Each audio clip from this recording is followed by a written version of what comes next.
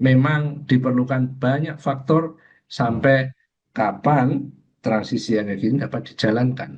Ya. Pada era pemerintahan Jokowi sangat didorong sehingga transisi energi mendapatkan momentum. Kemudian Hmm. pada pemerintahan Pak Prabowo ini momentum dijaga terus Bapak, sehingga PLN tetap ditugaskan melalui Ya. RUPTL terbaru, RUPTL 2025-2034 untuk mengeksekusi transisi energi dengan satu syarat, Indonesia harus tetap swasembada energi. Jangan sampai Hmm. kita lakukan transisi, tapi kita bergantung kepada energi impor. Ini poin Ya. penting yang diarahkan oleh Pak Presiden Prabowo, dan itu yang Ya. tercermin dalam Rencana Usaha Penyediaan Tenaga Listrik atau RUPTL 2025-2034, yang mana 76% pembangkit listrik yang baru yang akan dibangun 10 tahun ke depan adalah pembangkit listrik energi baru terbarukan. Dengan Ya. memanfaatkan momentum ini, Bapak, walaupun Amerika berubah kiblat, Hmm. nggak percaya climate change, Indonesia dan sektor ketenaga listrikan, kita tetap mempercayai bahwa transisi energi ini adalah jalan terbaik untuk mendapatkan lingkungan yang sustainable. Telah terbit buku 100 Rektor PTN dan PTS Inspirasi Indonesia. Harga Rp250.000 per eksemplar. Dengan sambutan Dirjen Pendidikan Tinggi dan Ketua Umum Aptisi. Berisi pengalaman dan mimpi para rektor PTN dan PTS yang memberi inspirasi dalam memajukan perguruan tinggi, untuk menyumbangkan sumber daya manusia yang siap menyongsong Indonesia Emas 2045.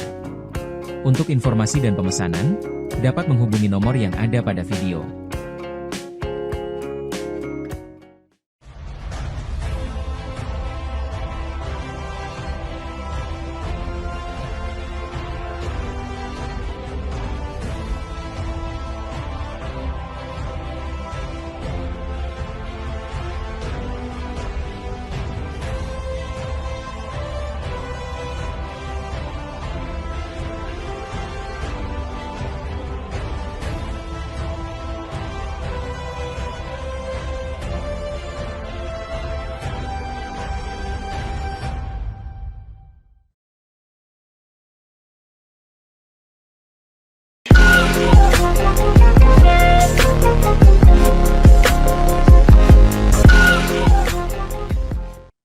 Assalamualaikum warahmatullahi wabarakatuh. Bersama saya Bambang Sadono melalui kanal Inspirasi untuk Bangsa. Mudah-mudahan kanal ini selalu bisa memberi inspirasi, motivasi, dan edukasi.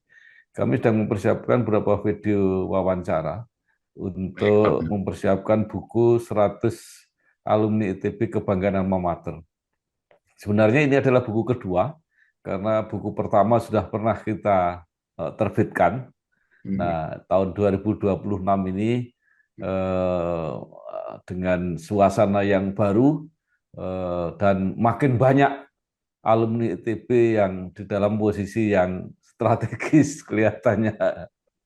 Nah, saat ini saya sudah bersama dengan Bapak Dr. Insinyur Suroso Isnandar, STMSI AIPU, dan nanti biar diterangkan sendiri gelar yang ada di belakang. Ya, Bapak. Jadi Bapak Dr. Insinyur Suroso Iskandar STMSI AIPU. Beliau adalah Direktur Manajemen Proyek dan Energi Baru Terbarukan di PT PLN Persero. Apa kabar Pak Suroso? Alhamdulillah, Pak Bambang Sadono sehat, baik, Bapak. Bagaimana kabar Baik, Bapak? baik Pak. Pak Suroso Iskandar lahir di Klaten 12 Agustus 1971, menyelesaikan S1 Power System Engineering di Institut Teknologi Bandung tahun 1994, kemudian S2 di University of Alberta tahun 1999, dan S3 Teknik Elektro di ITB lagi tahun 2025. Pernah menjabat sebagai General Manager PT PLN Persero, Unit Induk Pembangkitan dan Penyaluran Sulawesi, General Manager Unit Induk Pusat Pengatur Beban Jawa Madura dan Bali, Kepala Satuan Digital dan Teknologi Informasi Kantor Pusat, kemudian menjadi Direktur Manajemen Risiko, dan saat ini menjadi Direktur Manajemen Proyek dan Energi Baru Terbarukan di PLN. Nah, Pak Suroso mungkin bisa bercerita tentang perjalanan karir, bahkan sejak sekolahnya kelihatannya sudah dimulai untuk apa ya, bergerak di bidang kelistrikan sampai saat ini. Silakan Pak Suroso Baik, Isnandar. terima kasih Pak Bambang, Bapak. Jadi mohon izin, saya lahir di pedesaan, Bapak. Hmm. Pedesaan di masuk dalam wilayah Kabupaten Klaten. Saya suka bercanda Klaten sebagai Klaten. Iya. Klaten.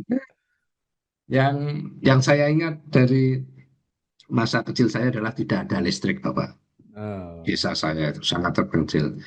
Dan saya baru merasakan aliran listrik itu di tahun eh, 86, jadi kira-kira hmm. kelas 2, kelas 3 SMP begitu Bapak. Ya. Dan itu pun saya melihat aliran listriknya itu banyak diusahakan oleh warga setempat, dipimpin kebetulan ayah saya sendiri sebagai tokoh Ya. setempat.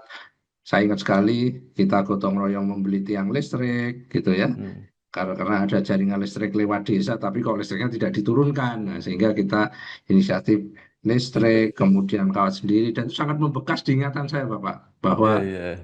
ternyata begitu ada aliran listrik, kehidupan itu bisa sangat berubah.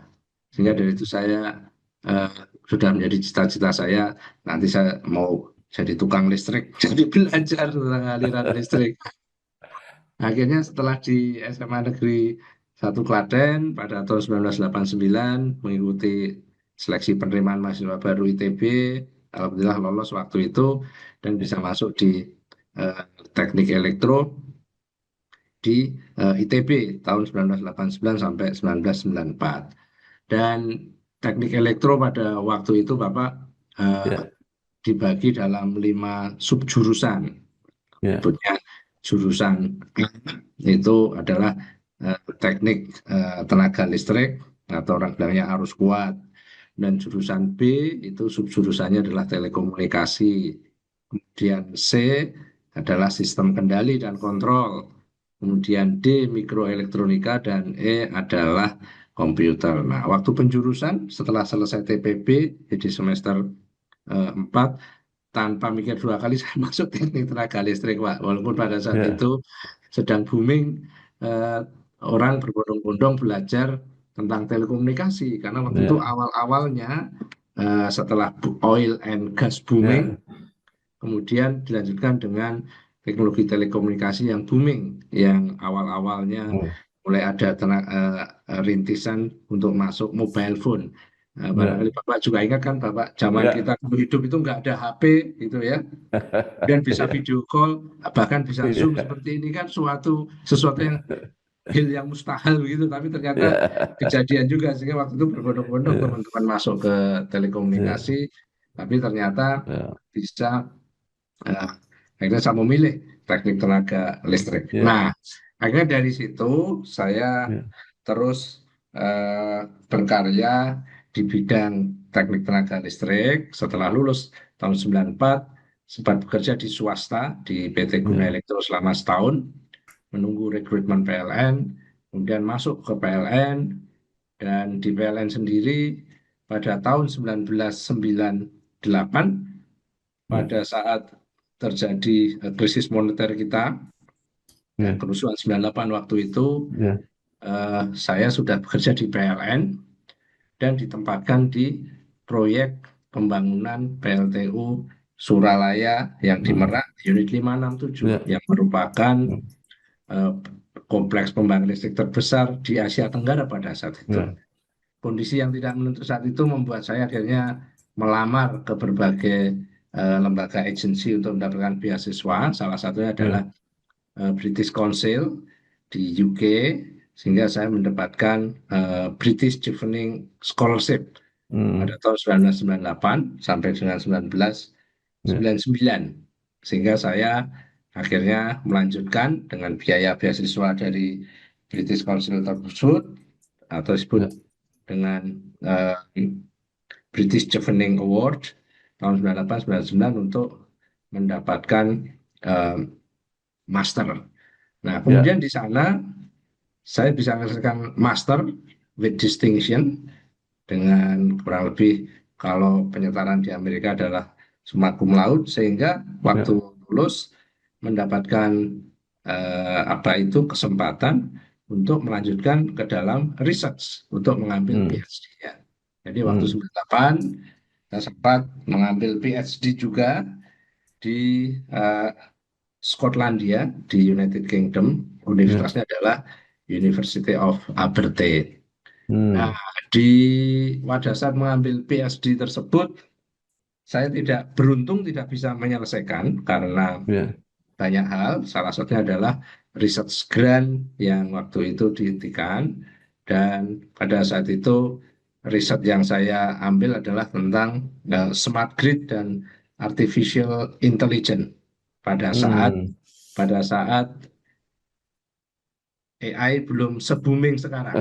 Iya. AI belum booming sekarang, Ya. pada itu sudah ada rintisan pada tahun 1999 sampai tahun 2000-an. Hmm.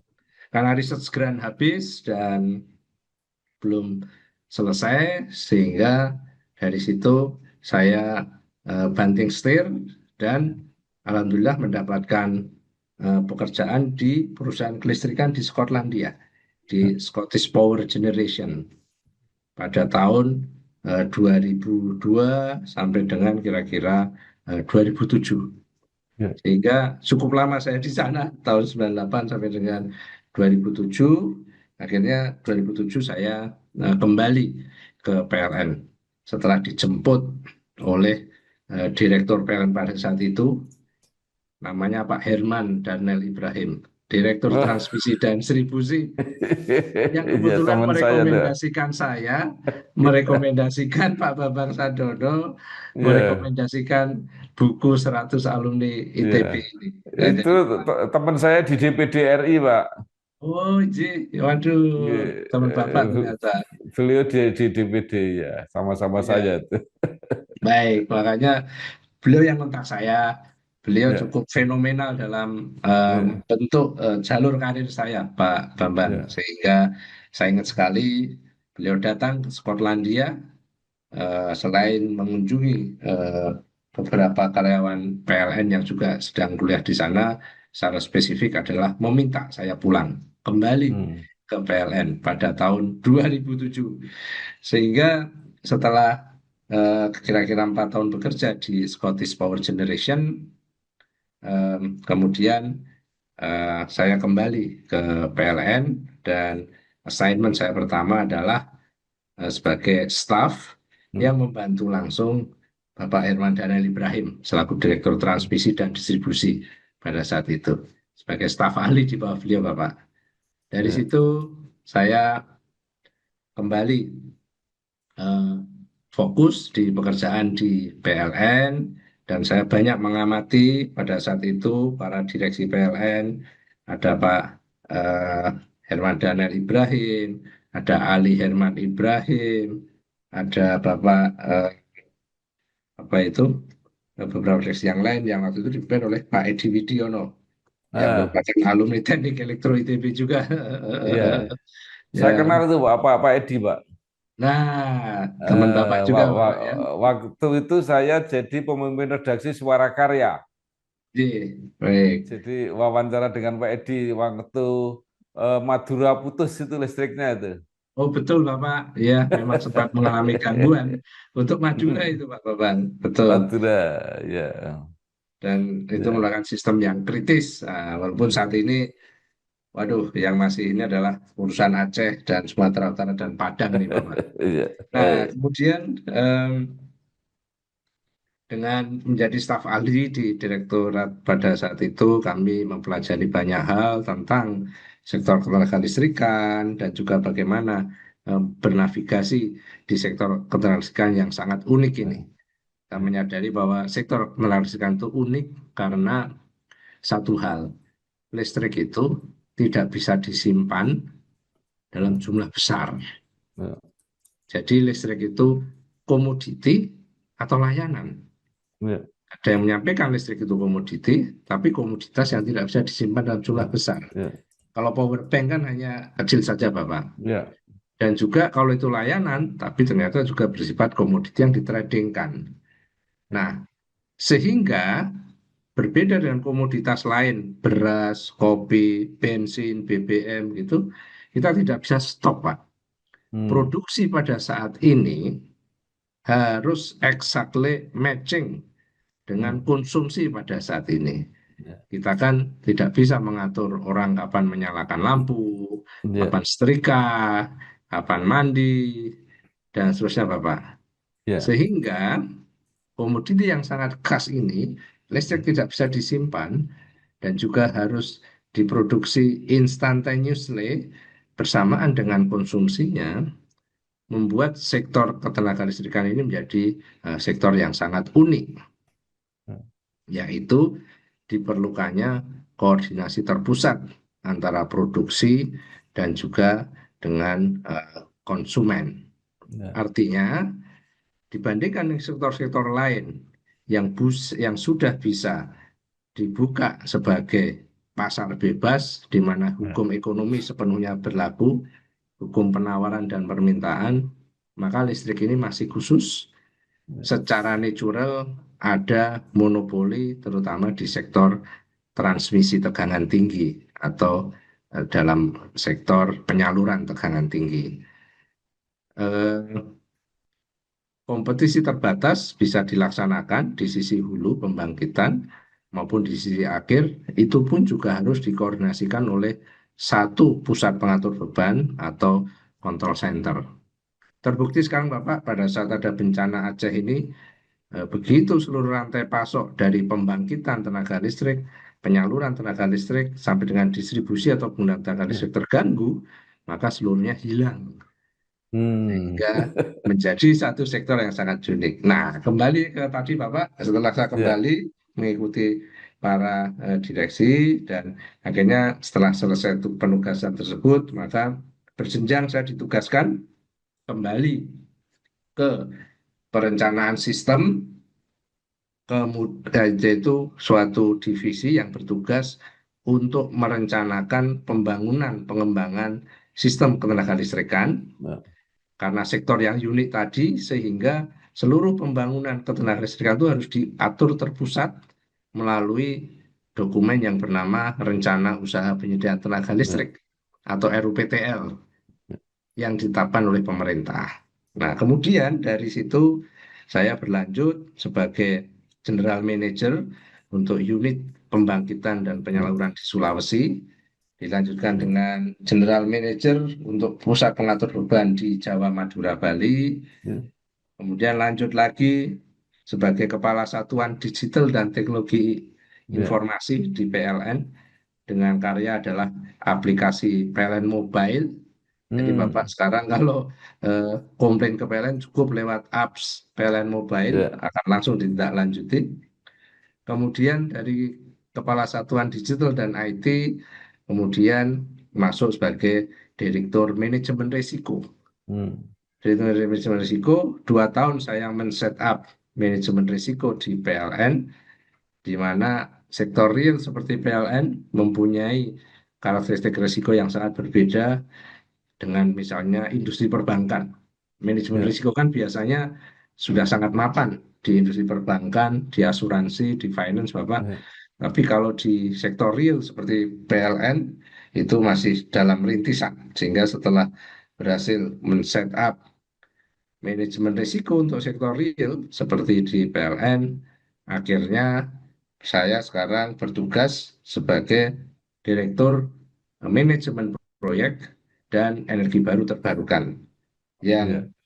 bertugas mengeksekusi program-program RUPTL, khususnya mengawal transisi energi dari pembangkitan listrik yang berbasis termal menjadi Ya. listrik yang berbasis green atau bersih atau energi hijau, yaitu energi baru terbarukan. Kemudian tahun kemarin dan 3 tahun sebelumnya pada saat masa COVID, saya ada kesempatan untuk menyelesaikan unfinished business.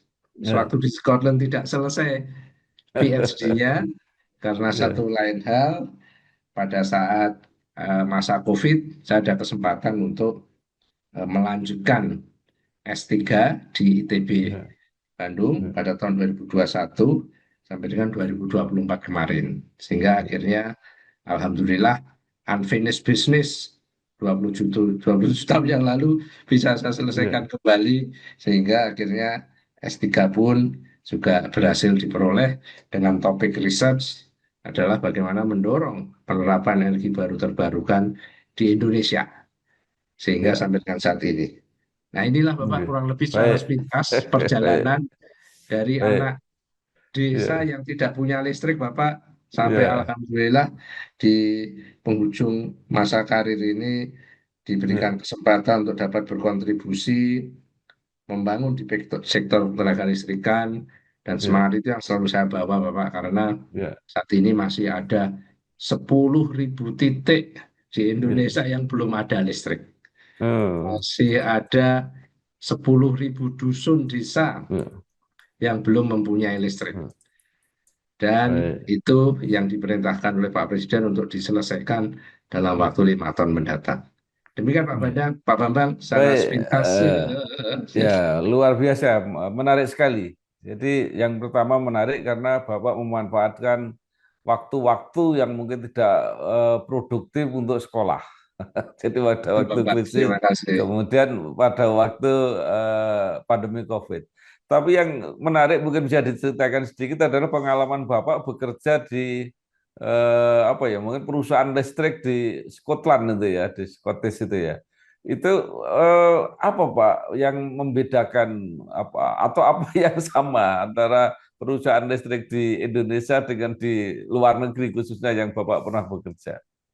Baik, terima kasih Bapak.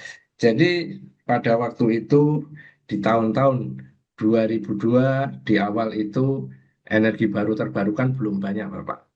Ya. Mereka sedang merintis untuk membangun pembangkit listrik tenaga bayu atau wind farm Hmm. yang Hmm. awal-awal, yang pertama di dunia. Dan kebetulan Ya. di Skotlandia resourcesnya sangat memungkinkan Hmm. untuk dibangun eh, wind farm tersebut. Nah, Ya. yang menarik Bapak, waktu itu saya ditugaskan di pembangkit listrik PLTU Longganet di dekat Hmm. Edinburgh. Itu Hmm. adalah PLTU terbesar di United Kingdom. Pada saat ini PLTU tersebut sudah dimatikan, sudah didemolish, dan digantikan dengan pembangkit listrik energi baru terbarukan. Ya. Waktu saya tersebut di sana terlibat dalam merefurbish agar pembangkit listrik tersebut mendapatkan extension of life Ya. kira-kira 15 tahun. Nah, apa yang membedakan Bapak? Pertama adalah struktur market ketenagalistrikan di Inggris sendiri pada waktu itu sudah menganut pasar terbuka dengan kompetisi penuh, bukan pasar yang disubsidi Hmm. dan dimonopoli seperti kelistrikan Indonesia pada saat Hmm. ini. Artinya apa, Pak? Artinya di sana pelanggan itu bebas memilih siapa yang akan menjadi pemasoknya. Hmm. Jadi misalnya di rumah kita sekarang, Bapak, tempat Pak Bambang, Bapak nggak ada pilihan lain nyambung Ya. listrik ke PLN. Hmm. Kalau di sana, Bapak, waktu itu saya eh, tinggal di Dundee dekat Edinburgh, apartemen saya bisa memilih pemasok listrik dari ada sekian puluh daftar perusahaan pembangkit listrik, Pak. Hmm. Misalnya daerah tersebut daerah konsesi untuk Scottish Power begitu. Namun jika ada tawaran menarik, misalnya dari London Electricity yang bisa memberikan tarif yang lebih murah, maka pelanggan berhak switching Hmm. untuk memilih pemasok tersebut. Hanya dalam waktu beberapa hari. Cukup telepon, mengisi website, dan seterusnya, oh saya mau switching Hmm. pemasok listrik di rumah saya. Nah, itu bisa dilakukan dengan mudah. Akibatnya Bapak, di sana para perusahaan listrikan itu terus berlomba untuk memproduksi listrik seefisien mungkin, dan pelanggan dari berbagai jenis diberikan keleluasaan untuk Ya. memilih PLN mana yang memasuk dia. Bukan berarti tiap rumah terus kawatnya banyak, tidak. Kawat Ya. Ya. satu, Itu. tapi transaksi virtual ini Yang membedakan saya dengan tetangga saya, pemasoknya bisa saja berbeda. Dan Oh, pasar terbuka yang bebas seperti itu memang sudah jamak di eh, negara lain. Dampaknya Bapak, tarif listrik hmm, itu berubah-ubah. Tiap ya, setengah jam berubah-ubah. hmm, Tidak seperti kita sekarang di Indonesia, di pasar yang heavily regulated dan monopoli seperti Indonesia ini, kita kan tarif listrik fix, Pak. 1 kWh ya, bayar Rp1.600 per kWh. ya, Kalau di sana tiap setengah jam berubah-ubah, Bapak. ya, Seperti komoditi. Ada plus dan minusnya. ya, Pada saat krisis sekarang, yaitu ada perang Ukraine pertama kali, hmm, di mana seluruh negara Eropa dan Inggris itu banyak menggantungkan impor gas pipa dari Rusia. ya, Itu Rusia mengurangi volume produksi gasnya, Pak. Harga listrik langsung meroket, Pak, di sana, Pak. ya, 3 kali lebih mahal, Bapak, dibanding biasanya. Nah, itu plus minusnya. ya, Yang ya, membedakan ya, adalah seperti itu. Itu dari ya, segi sektor market ya, ketenagalistrikan. Nah, kalau dari ya, segi budaya kerja juga berbeda, Bapak. ya, Yang jelas, secara mudah di Indonesia itu banyak orang yang hmm, ahli dalam berbagai bidang, ya, kecuali bidangnya sendiri. Seringkali malah seperti itu, gitu ya. ya, ya, Ya, kan banyak kita lihat eh, ya, dari teknik elektro ya, jadi ahli ya, ekonomi, kemudian ya, dari Institut ya, Pertanian menjadi iya, baik, dan seterusnya begitu ya. ya, Nah, tapi ya, kalau di sana saya lihat ya, satu orang fokus pada ya, lingkup ya, keahlian tertentu, bidang ya, tertentu. Para spesialis ini ya, fokus di bidangnya, kemudian begitu diintegrasikan seperti balok ya, Lego itu ya, langsung klop dan klik ya, sehingga ya, dalam menghadapi persoalan ya, itu para ahli masing-masing bekerja dan mereka bisa bekerja sama dengan luar biasa ya, efisien dan baik sekali. Kalau di ya, Indonesia termasuk di PLN ya, sendiri kerjasama tim yang super kompak seperti itu ya, merupakan currency yang cukup langka, Bapak. Ya, kecuali kalau hal-hal emergensi sekarang gitu ya, kita keroyokan semuanya ke daerah ya, bencana tentu bisa berjalan ya, dengan baik. Namun dalam operasi normal seringkali sistem ya, manajemen yang kita anut itu less efisien dibanding di sana ya, karena tidak adanya ya, eh, apa itu orkestrasi yang baik dari para spesialis itu. Sehingga para ya, spesialis di sana waktu itu saya sebagai engineer untuk project engineer untuk electrical biasanya fokus di urusan saya sendiri yang saya ya, kuasai semaksimal mungkin, tidak ngurusin bidang lain, fokus di situ ya, dan digerakkan oleh manajemen sesuai fungsinya. Nah, selain itu yang jelas Bapak, dengan sistem itu terlihat urusannya hmm, sama, perusahaan listrik ya, di Skotlandia maupun PLN urusannya sama, tapi mereka bisa bekerja dengan efisien antara jam 9 sampai jam 5. Kemudian kalau kita bandingkan di PLN saat ini dengan pekerjaan yang kurang lebih sama, saya merasa 24 jam itu waktunya nggak cukup, Pak. Jadi sampai-sampai, mohon maaf, siang tadi janjian sama Pak Bambang pun geser jadi ya, jam nggak 8 apa-apa. malam. Padahal kita udah janjian Oke, dari jam ya, dari jam ya, dari jam 1 siang dari kemarin kan Bapak, ya karena tiba-tiba ya, dipanggil rapat ya, dan seterusnya. Itu Bapak yang baik, sila dan itu berlaku juga baik, di sektor-sektor lain sehingga mereka ya, secara lebih efisien, secara ya, agregat bisa mencapai tujuan dengan lebih baik. Kurang lebih seperti itu Bapak, mohon baik, izin. baik. Eh, Pak Suroso yang menarik juga itu sebenarnya kan EBT ini energi baru terbarukan. Itu kan di Indonesia juga sudah diperkenalkan cukup lama, lama sekali. Ketika saya masih jadi wartawan di lapangan itu sudah ada dirjen yang mengurus itu. Nah, tetapi kenapa itu lama perkembangannya dan baru akhir-akhir ini kelihatannya apa didorong untuk energi bersih ini kita mempersiapkan dengan lebih serius. Baik Bapak, terima kasih. Nah, ini pertanyaan yang luar biasa Pak Bambang. Jadi pertanyaan pertama itu, mengapa sih kita harus berubah? Nah, itu dulu, Ya, pengertian yang mendasar dulu. ya, Listrik di Indonesia, Bapak, saat ini 65% dihasilkan dari batu bara. hmm, Dan batu bara ini Indonesia mempunyai resources yang abundant, yang Ya. banyak sekali, dan yang paling murah. Jadi kalau kita tidak memperhitungkan faktor kerusakan lingkungan dan eksternalitis, listrik paling murah dan sumber energinya banyak, ya Hmm. PLTA batu bara ini, Bapak. Hmm. Dan itu kita lakukan bertahun-tahun. Nah, sekarang kenapa kita harus berubah? Jadi kalau kita membakar batu bara untuk jadi listrik, 1 kWh itu akan mengeluarkan emisi 1 kilogram CO2. Hmm. Kalau pembangkit listrik tenaga gas 1 kWh mengeluarkan emisi CO2 kira-kira 0,6 kilogram Hmm. CO2. Kalau misalnya pembangkit listrik tenaga air 1 kWh, karena tenaga air itu renewable energy, hampir nol CO2-nya. Menggunakan matahari hampir nol. Nah, dulu kita sering ingat Bapak, kalau setiap musim kemarau, di Indonesia itu pasti musim bakar-bakaran, Pak. Ya. Musim kemarau, di Indonesia musim bakar-bakaran, kita juga musim komplain dari negara tetangga Ya. kita, Singapura, yang kita asapi oleh kebakaran hutan itu, Bapak. Nah, sekarang Ya. sudah tidak ada lagi kebakaran hutan, Bapak. Tapi beberapa tahun yang lalu, sebelum pemerintahan Pak Jokowi kan, hampir hampir ritual tahunan, Bapak, Ya. kebakaran hutan itu.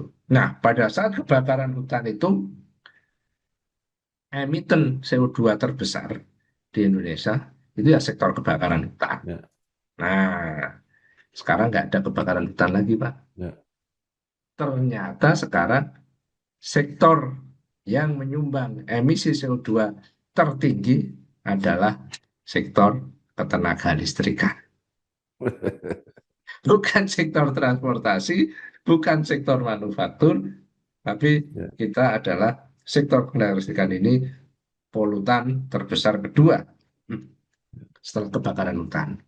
Ya. Saat ini dalam setahun kita mengeluarkan 300 juta ton CO2, Bapak, untuk Ya. produksi listrik. Ini sektor ini mengeluarkan 300 juta ton CO2 yang kalau dibiarkan sampai dengan tahun 2060 nanti bisa mencapai lebih dari 1 miliar ton CO2. Ini baru sektor kelistrikan, Pak, ya. Belum sektor transportasi, belum sektor manufaktur, dan sektor-sektor lainnya. Nah, di sini PLN tiba-tiba langsung menjadi perusahaan polutan yang Ya. terbesar dalam hal gas rumah kaca. Nah, gas rumah kaca sendiri apakah betul ada? Waktu itu Ya. eh, sebelum Donald Trump menguasai Amerika saat ini, kita ada COP yang dimulai COP 1918 di Paris, Ya. Ya. yang komitmennya adalah kita harus memotong, mengurangi emisi CO2 supaya bumi kita ini selamat. Ya. Banyak orang yang percaya. Tapi entah kenapa pada saat ini bahkan Amerika pun keluar dari COP dan juga menyampaikan bahwa hal itu adalah hoax. Tapi saya pribadi dan juga mungkin PLN adalah yang termasuk percaya dan Ya. meyakini bukti-bukti ilmiah bahwa emisi gas rumah kaca ini harus dikendalikan supaya bumi kita ini bisa sustain ke jangka Ya. depannya nanti. Kalau tidak, kita bersalah terhadap anak cucu kita mendatang, Bapak. Ya. Dan ini menjadi problem dunia karena Ya. dampak emisi di Jakarta dengan dampak emisi di New York, dampaknya sama, Bapak. Ya. Jadi kita nggak usah nunggu. Dan Ya. karena itu dari sini akhirnya Indonesia, pemerintah Indonesia menyadari inilah saatnya waktunya untuk melakukan transisi energi Ya. dari sektor kelistrikan berbasis batu bara dan gas menjadi sektor listrika yang berbasis Ya. energi baru terbarukan seperti hidro atau air, panas bumi, surya, angin, tenaga pasang laut, dan sebagainya. Ya. Dan pada waktu itu memang di awalnya Bapak untuk menghasilkan energi baru terbarukan itu jauh lebih mahal Ya. dibanding dengan energi termal. Ya. Namun sekarang kita sudah memasuki era di mana energi baru terbarukan itu sudah sangat kompetitif Sebagai contoh, Hmm. Bapak, tender terakhir kami, pembangkit listrik tenaga surya terapung di Danau Cirata, hasil lelangnya 5,8 sen US dollar per kilowatt hour. Ya. 5,8 sen itu berarti sekitar 900 rupiah per kWh dibanding dengan biaya produksi yang 1.600. Sehingga sudah bisa melawan batu bara, Bapak. Hmm. Apalagi kalau kita hitung faktor eksternalitis, kerusakan lingkungan yang diatribusikan kepada Ya. pltu batu bara dan perbaikannya, maka energi baru terbarukan ini menjadi sangat menarik. Nah, Ya. dari situ Bapak memang diperlukan banyak faktor sampai kapan transisi energi ini dapat dijalankan. Ya. Pada era pemerintahan Jokowi sangat didorong sehingga transisi energi mendapatkan momentum. Kemudian pada pemerintahan Pak Prabowo ini momentum dijaga terus Bapak, sehingga PLN tetap ditugaskan melalui Ya. RUPTL terbaru, RUPTL 2025-2034 untuk mengeksekusi transisi energi dengan satu syarat, Indonesia harus tetap swasembada energi. Jangan sampai kita lakukan transisi, tapi kita bergantung kepada energi impor. Ini poin penting yang diarahkan oleh Pak Presiden Prabowo, dan itu yang tercermin dalam Rencana Usaha Penyediaan Tenaga Listrik atau RUPTL 2025-2034, yang mana 76% pembangkit listrik yang baru yang akan dibangun 10 tahun ke depan adalah pembangkit listrik energi baru terbarukan. Dengan memanfaatkan momentum ini, Bapak, walaupun Amerika berubah kiblat, nggak percaya climate change, Indonesia dan sektor ketenaga listrikan, kita tetap mempercayai bahwa transisi energi ini adalah jalan terbaik untuk mendapatkan lingkungan yang sustainable. Dan kami juga ingin merubah, Pak, yang semula polutan terbesar CO2 dengan transisi energi ini, maka sektor listrikan, CQ PLN mencanangkan net zero emission pada tahun 2060, Bapak. Dengan transisi energi ini, melalui inisiatif yang namanya Accelerated Renewable Energy Development, ARED, yang dituangkan dalam RUPTL 2025-2034, mempunyai target yang sangat progresif, yaitu pada tahun 2060, emisi CO2 dari sektor ketenaga listrikan mencapai nol atau net zero emission. Dari saat ini yang emisinya sekitar 300 juta ton, yang masih akan naik, nanti peaking kira-kira tahun 2030-32, dan jika program transisi energi ini berjalan, insya Allah 2060 akan terjadi net zero emission dari sektor ketenaga listrikan. Demikian Bapak sepintas pemikiran baik. Ya, luar biasa. Nah, ini juga menarik karena Bapak berpengalaman menyaksikan sendiri apa yang terjadi di Inggris, walaupun tadinya saya juga merasa kalau gitu seperti Inggris, tapi ternyata ketika harganya dalam situasi krisis mungkin lebih berat. Oh, ya, kalau gitu teknologinya boleh, tapi sistemnya Indonesia saja. Kira-kira seperti itu. Nah, Betul Bapak. pertanyaan saya begini, Pak. Tadi Bapak mengatakan bahwa sudah ada teknologi yang menyebabkan EBT ini lebih kompetitif atau bahkan suatu saat mungkin bisa lebih murah daripada energi konvensional, energi fosil. Kemudian didorong oleh pemerintah ya, mendorong supaya kita swasembada energi. Apakah mungkin, Pak? Tadi targetnya PLN itu 2060 emisi nol, tetapi kalau teknologi sekarang sudah mulai membaik dan sebagainya, bisa lebih maju lagi dari itu, Pak. Baik, terima kasih Bapak. Ada alasan kenapa PLN memilih 2060, Bapak. Jadi tadi kami sampaikan sektor ketenaga listrikan ini sektor yang heavily regulated, monopolistik, kecuali di sisi hulu kita sudah lakukan kompetisi terbatas, yaitu dengan dilibatkannya pembangkit listrik swasta, pemiliknya swasta, yang disebut independent power producer. Saat ini jumlahnya mendekati 50-an, bahkan lebih. Nah, IPP ini model bisnisnya adalah dia membangkitkan listrik dan menjual seluruh hasil listriknya kepada PLN. di mana oleh PLN akan disalurkan kepada masyarakat dengan harga yang ditetapkan pemerintah. Namun harga antara IPP, Independent Power Producer, dengan PLN merupakan harga keekonomian, Bapak. Jadi berapapun di situ sesuai dengan teknologi kita beli dan kita lakukan dengan kontrak jangka panjang, yaitu yang disebut dengan PPA, Power Purchase Agreement, yang durasinya 30 tahun, Bapak. Nah, kontrak terakhir yang sedang kita lakukan yaitu pembangkit listrik yang komisioning atau online pada tahun ini ditambah 30 tahun dan masih ada yang sedang dibangun, maka kontrak terakhir ini adalah 2056.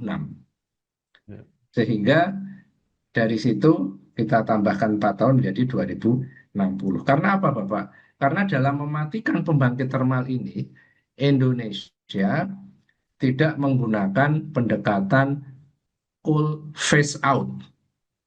Coal phase out itu pembangkit yang sekarang nyala, PLTU Suralaya, PLTU Paiton, langsung dimatikan, di-scrap, ganti EBT. Tidak, kita tidak lakukan phase out.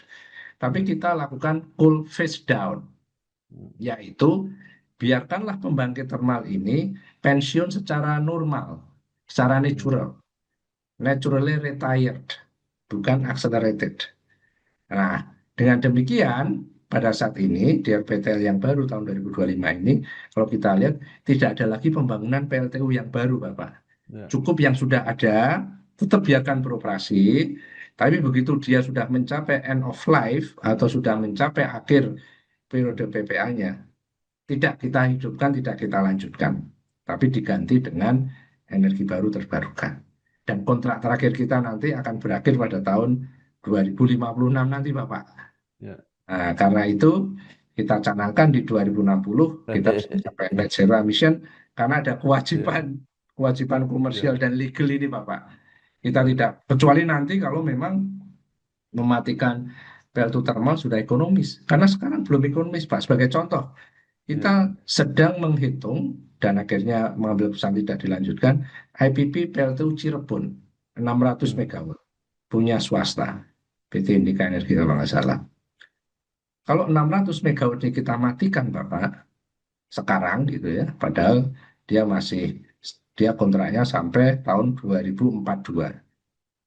Kita menghitung kalau kita percepat pensiunnya dari 2042 ke 2037, 5 tahun saja lebih awal, ternyata klausal kontraknya adalah cicilan tetap harus dibayar, Pak. Jadi yang harusnya dibayar tiap bulan sampai dengan 2042, tiba-tiba dimajukan dalam lump sum payment di 2037. Berapa yang harus kita bayar? Mencapai 12 triliun setahun, kalikan 5, 60 triliun. Oke, itu baru penaltinya.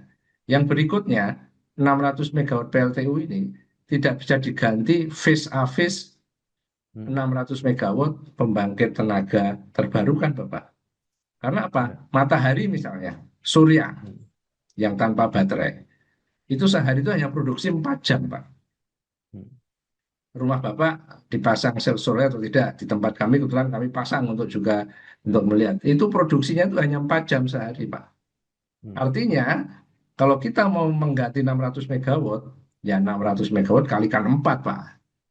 Jadi kan kalikan 6. Jadi kan yang setara dengan 600 MW PLTU adalah 3.600 MW PLT surya yang energinya disimpan dalam baterai supaya malamnya bisa ini. Ini ternyata mahal, Pak. Untuk membangun 600 MW kita perlu sekitar 900 juta US dollar. Untuk membangun 3.600 MW PLT surya, maka kita yang tadi hanya 900 juta US dollar, 3.600 ini menjadi hampir 5.000 juta US dollar atau 5 miliar dolar. Nah, 5 miliar dolar kan sudah 70 triliun, Pak. Tadi 12 kali 5, 60 tambah 70, 130 triliun. Nah, itu untuk mempercepat 5 tahun ternyata biayanya besar sekali. Nah, oke, itu baru penggantinya, Pak. Nah, terus nanti biaya untuk operasi dan seterusnya akan sangat berbeda.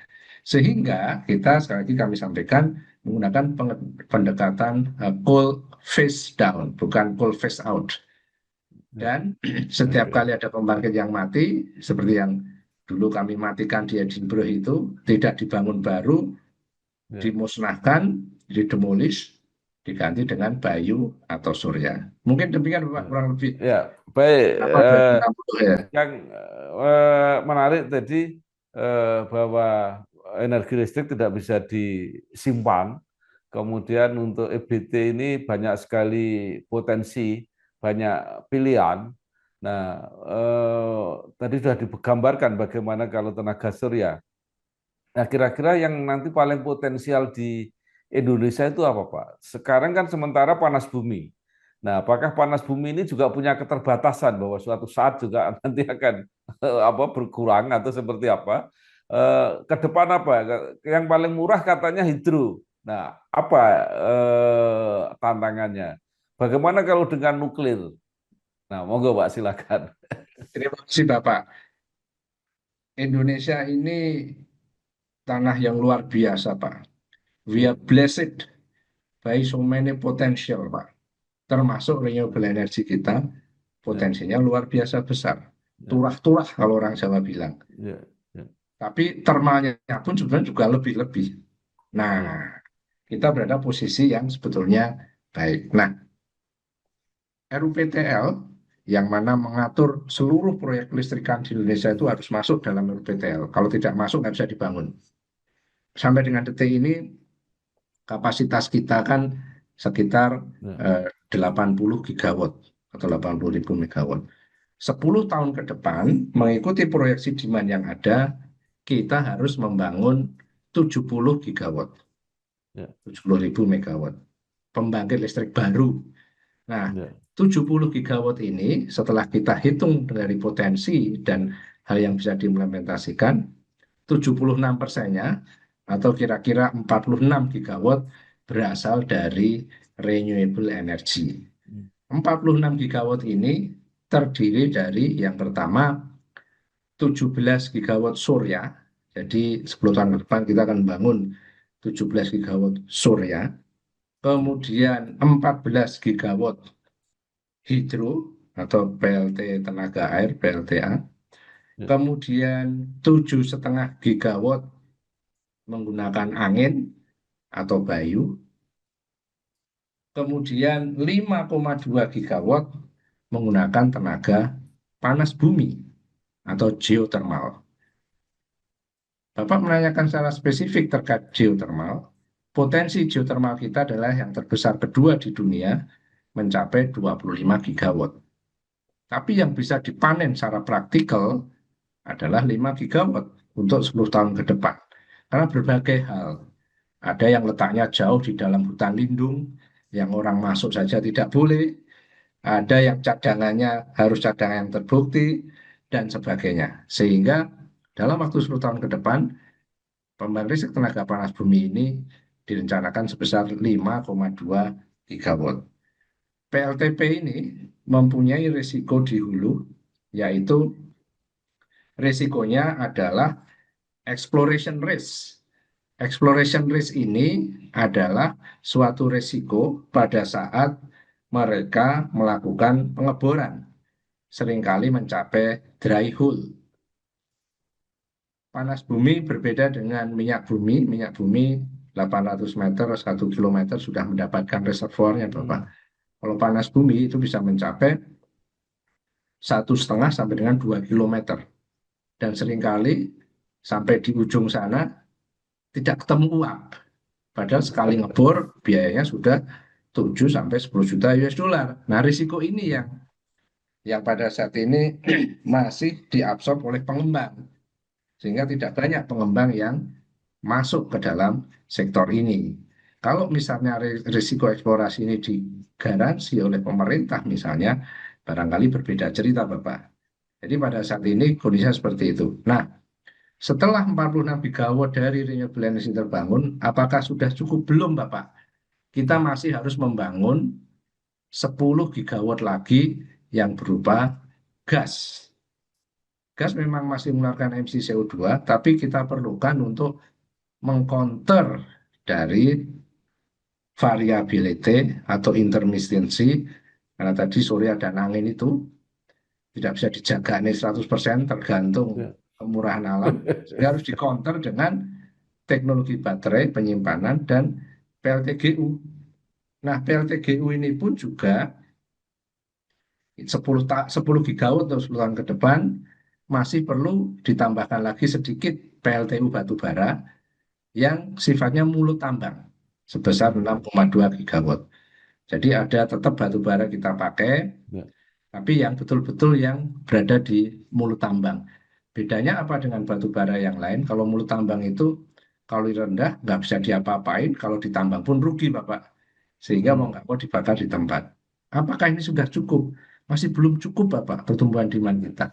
Sehingga nanti di penghujung tahun, antara tahun 2034 sampai dengan 2040, Indonesia memerlukan 7.000 megawatt Pak, 7 giga Pak, tenaga nuklir PLTN. Hmm. Nah, PLTN ini yang pertama nanti setengah gigawatt pada tahun 2034 sudah masuk dalam RUPTL yang kalau ditarik garis ke tahun 2040 maka akan mencapai 7 gigawatt atau 7.000 Ya. megawatt. Nah, 7.000 megawatt inilah ini teknologi baru yang kita belum punya sebelumnya dan ini yang harus dipersiapkan tidak hanya PLN tapi seluruh stakeholder bahwa kita harus going nuklir, Bapak. Ya. Karena sebanyak yang kita perlu. Kalau tidak, ya agenda transisi energi kita akan terkendala atau tidak berhasil. Kurang lebih demikian Pak Bambang. Ya. Benar ya Pak, tambah sedikit tentang energi nuklir. Kan sebenarnya PLN sudah mau mulai. Itu kalau nggak salah di Tanjung Jati atau di mana, di Jepara lah kira-kira, udah mulai. Tetapi kan akhirnya tidak jadi dan ini selalu menjadi kontroversi Pak untuk di Indonesia. Nah, kalau ke depan ada target, kira-kira seperti apa Pak? Baik Bapak. Nuklir itu Bapak, itu proyek 100 tahun. Sehingga harus memerlukan leadership yang kuat. Kenapa saya bilang 100 tahun Bapak? Pertama, pembangunan mulai dari persiapannya sendiri 10 tahun minimal. Oke. Begitu jadi, bedanya kalau tadi pembangkit yang lain usianya 30 tahun, nuklir itu usianya 60 tahun, Pak. 10 plus 60 udah 70 tahun. Di penghujung tahun ke-60, Pak, nuklir itu masih bisa direfurbish dan sudah ada, bisa hidup lagi sampai 20 tahun, Pak. Sehingga dari 60 menjadi 80, tambah 10, sudah 90 tahun. Pada saatnya nanti pembangkit nuklir itu harus di decommissioning, yaitu dimusnahkan, didemolish, atau dibangun yang baru, perlu kalau dijadikan kembali ke semula, perlu decontamination proses yang mencapai 10 tahun, Pak. Jadi kalau kita komitmen bangun PLTN, itu komitmen 100 tahun, Pak. Untuk bisa menjaga komitmen 100 tahun, diperlukan leadership politik yang kuat. Dan kita tanyakan bangsa kita, Pak. Monggo kita buka sejarah nasional Indonesia. Silih berganti kerajaan di Nusantara. Ada yang cuma 30, ada yang 10 tahun. Republik kita juga baru 80 tahun, Pak. Belum lagi sebelumnya gitu, Pak. Saya tidak memuji, hanya menaruh fakta. Coba kita lihat di negara lain misalnya. Tembok raksasa Cina dibangun 1000 tahun oleh 20 dinasti, Pak. Pada zaman itu. Artinya siapapun dinasti yang berkuasa terus melanjutkan program pemerintahan sebelumnya. Di Indonesia, Bapak, ini suatu currency yang harus kita jaga baik-baik. IKN kemarin anget-angetnya aja sekarang udah harus direview, Pak. Mohon maaf, Bapak. Sebagai contoh, kereta cepat yang semangatnya, waduh, saya pengguna kereta cepat dan saya senang sekali, Bapak. Ya kalau kita komit, ya kita teruskanlah sampai Surabaya. Apapun itu. Sekarang juga masih direview, Bapak. Belum lagi yang lain.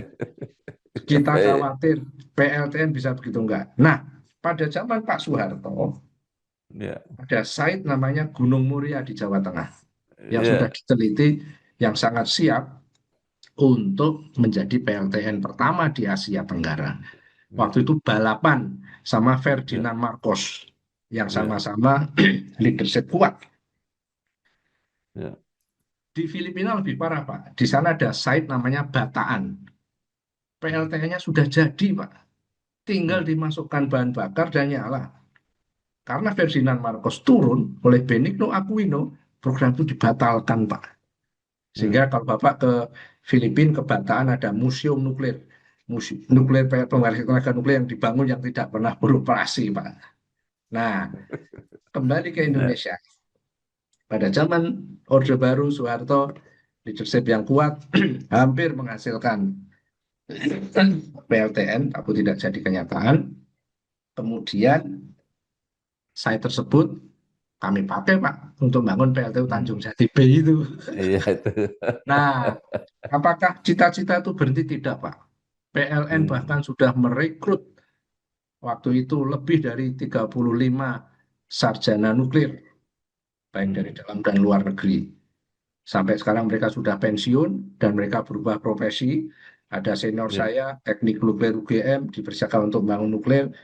Ujungnya adalah kepala divisi human resource, gitu Pak, misalnya contoh.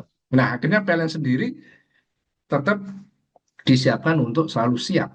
Saya sendiri sekira-kira 10 tahun menjadi ketua tim persiapan dan pengembangan PLTN. Pada saat saya menjadi ketua tim persiapan PLTN, yang kami lakukan adalah membuat visibility study di Pulau Bangka. Jadi kami Hmm. menemukan di Pulau Bangka suatu site yang sempurna untuk nuklir. Dan kami lakukan visibility study oleh PLN bekerja sama dengan Batan pada saat itu.